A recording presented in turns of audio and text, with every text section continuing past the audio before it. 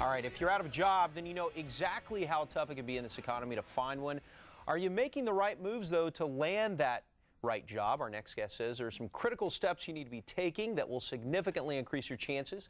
Mark James is with Hire Consulting Services. He's the president. You've been recruiting and marketing or in coaching, I should say, for 17 years.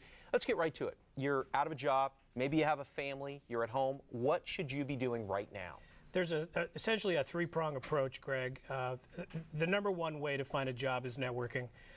It represents getting a job about 8 out of 10 times. Probably another prong could be a recruiter. Being placed by a recruiting firm represents maybe 1 or 2 out of 10 times. And then finally, 0.5% of time, you're probably going to get a job by having your phone ring because you've posted your resume on the internet. Not a very reliable way. Networking seems to be the best.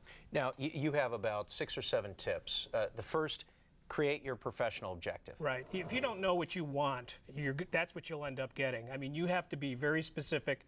A lot of mistakes are made because many job seekers tend to be too inclusive. They try to be a lot of things to a lot of different companies, and companies, frankly, just don't need that type of employee. They need someone who's either in marketing or in sales, or someone who's really good at operations, or someone who's good at engineering. And that's what you need to package yourself as. And as far as creating your marketing plan, you say the internet, not a good place to look. A lot of people would think, hey, I just post my resume on Monster or Career Builder. Right. I'm golden. I'm going to get a job. Not the case? Right. Well, having a strategy is really going to be important. Knowing exactly what you want, as we talked, your target companies, which is really, really important. Knowing the kinds of companies that you feel you would be best suited to work with, and be realistic. You also want to know what your highest and best uses are. Meaning, if you don't know the greatest stories and examples that you're able to communicate in an interview, which is really important part of it, this is the things that you need to prepare for as part of your strategy.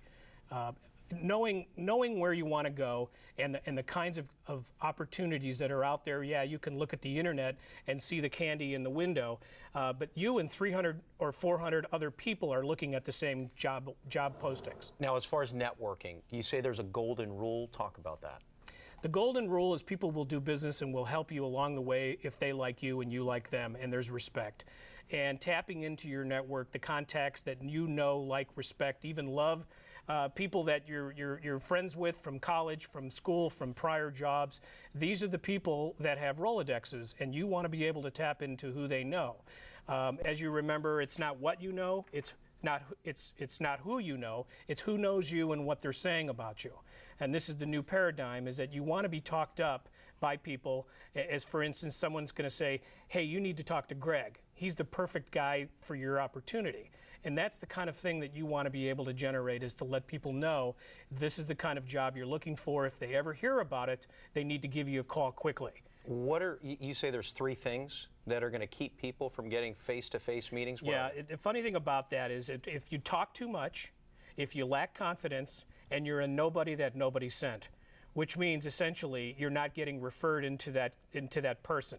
I highly recommend to my clients to not do cold calls. You want to have warm leads and warm referrals in order to get to the people that you want to meet. And if those are hiring managers that have the authority to bring you on board, having a warm introduction where you're able to use somebody else's name and say, hey, Greg recommended I give you a call. Do you have time for us to sit down and have a cup of coffee for 30 minutes? That's the kind of networking that people need to be doing in order to really cut to the chase and eliminate the clutter that's going on out there. Okay, we have about 30 seconds. How do people get around the gatekeepers? You call them the VETAs, right? The vetoes? Well, the vetoes, the people who are in charge, the very important target officers of the company. You're going to get gatekeepers that keep you out. You need to maybe think like a salesperson. Call before 9 and after 5, or sometimes you can dial into customer service. Their job is to help people.